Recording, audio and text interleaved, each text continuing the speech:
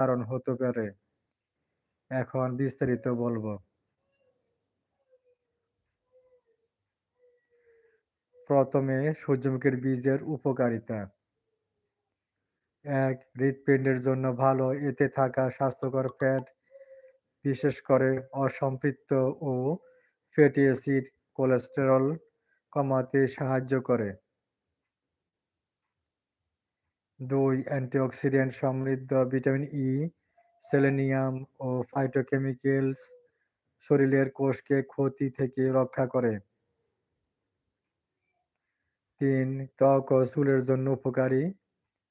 Vitamin E ত্বককে উজ্জ্বল রাখে ও চুল ঝরে পড়া কমায়।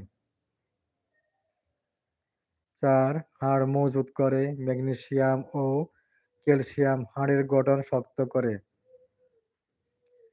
প্রিয় দর্শক, ৫. ডায়াবেটিস নিয়ন্ত্রণে সহায়ক। এতে থাকা প্রোটিন ও ফাইবার রক্তে শর্করার মাত্রা ধীরে ধীরে বাড়ায়।